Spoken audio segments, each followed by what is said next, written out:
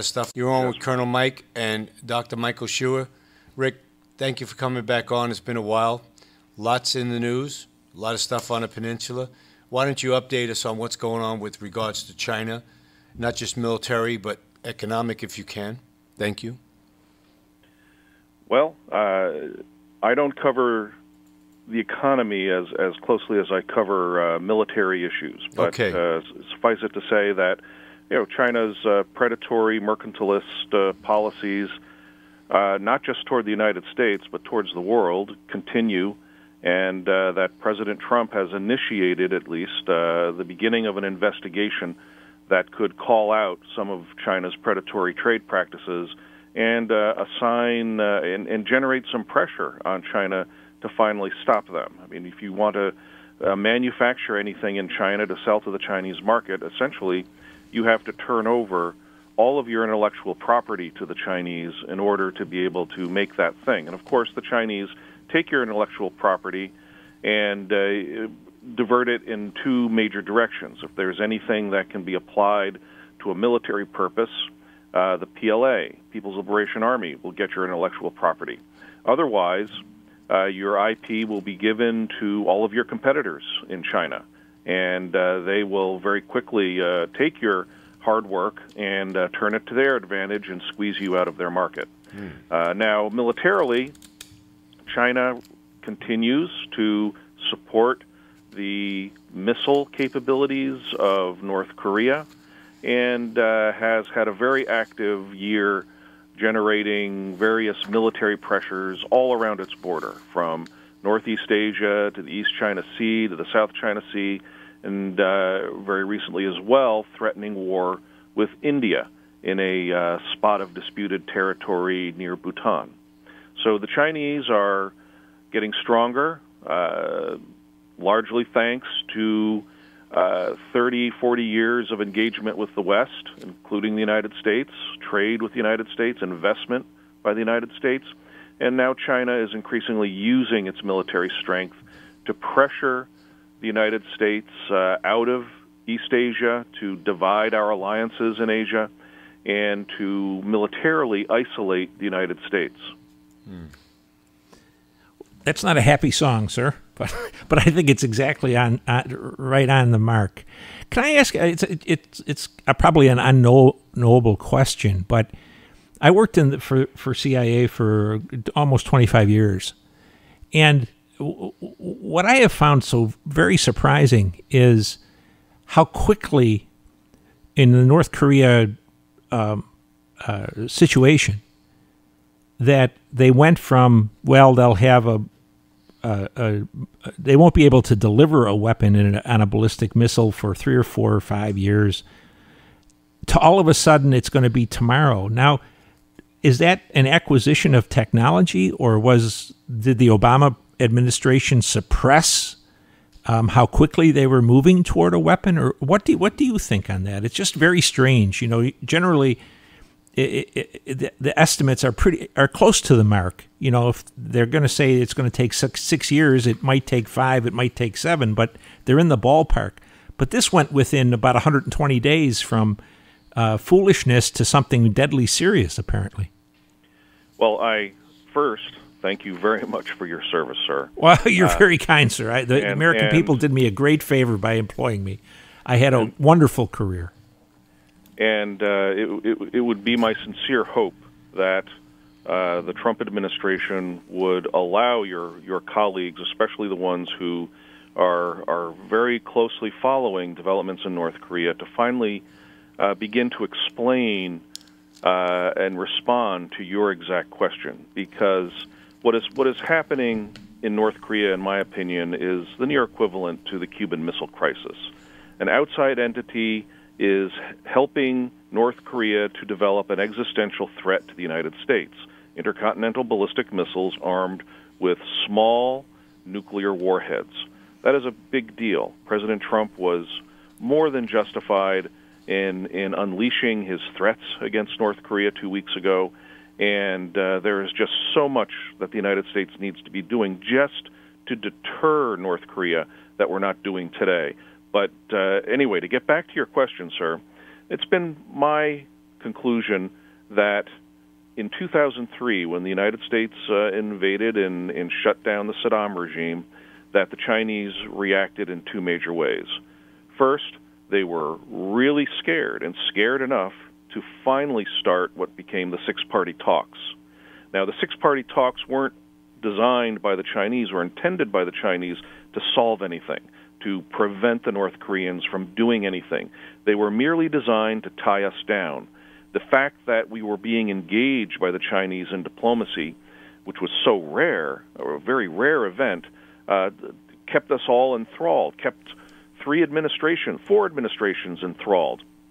And we actually did very little to defend ourselves or actually put the kind of pressure on the Chinese especially that was needed to prevent North Korea's rapid progress in missiles. And most of this progress, in my opinion, has been made since 2003. And why is that?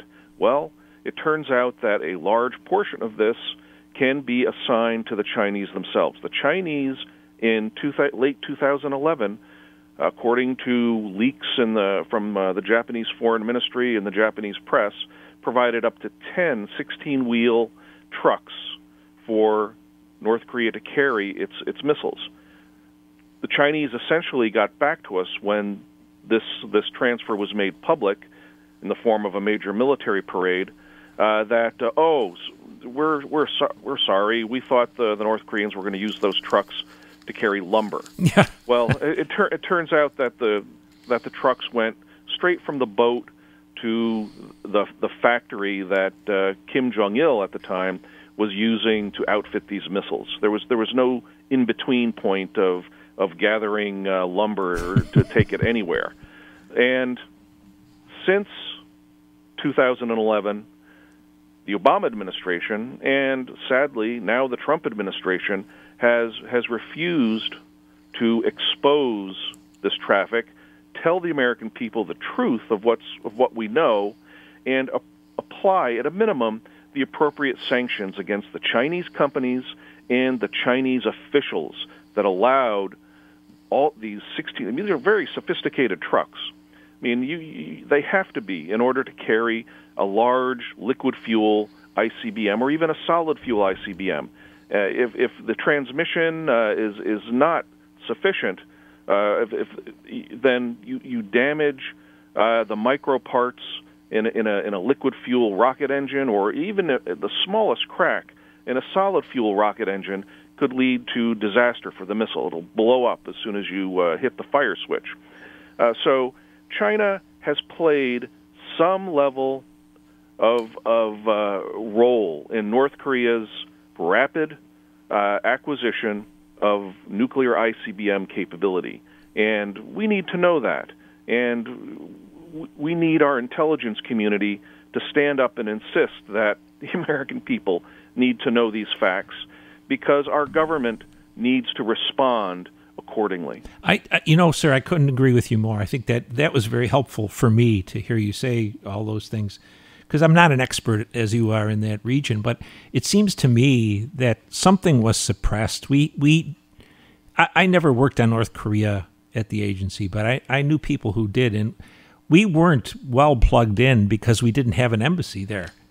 But we didn't have some knowledge. But this seems to me that this overnight from Scud to ICBM is extraordinary. And it also seems to me, if we're realistic or at least commonsensical, the can can't be kicked down the road any further here.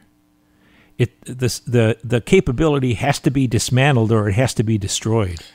Michael Scheuer, let me ask you a question. A lot of people in the political arena, especially Congress, and I'll ask you this also, Rick, they're all concerned about what if we antagonize them? What if? What do we do, Rick? Do we wait till something hits the West Coast? Well, the Trump administration right now is almost reacting like that. Like they've talked Kim Jong-un down off the wall. But we'll get 2 or 3 years quiet and we'll be right back to where we were, I would think. Right. But anyway, you're the expert, sir. What do we do?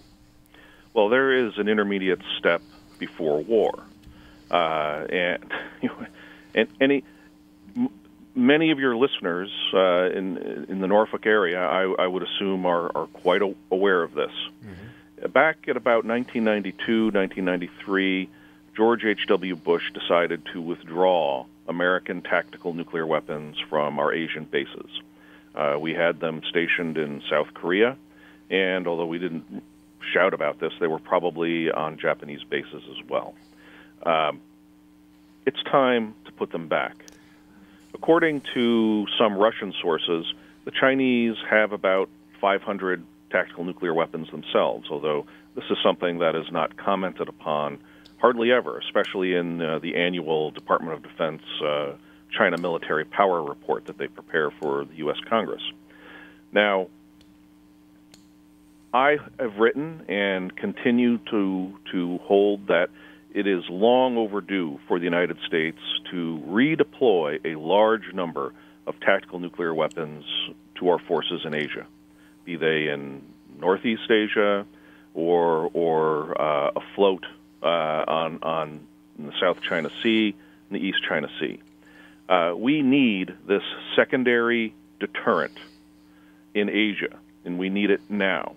If we can surround North Korea with several hundred tactical nuclear weapons, that, in my opinion, may be enough to deter even somebody as maniacal as Kim Jong-un. If the United States has the ability not to instantly retaliate against North Korea and destroy North Korea's military potential utterly in minutes following a North Korean attack, that's how you get Kim Jong-un's attention. That's how you prevent him from launching missiles at Guam, from launching any kind of attack against South Korea. And for that matter, that's how you get the attention of the Chinese. I would think I was just going to say that, sir. I think that would get the Chinese attention too. And you know, it's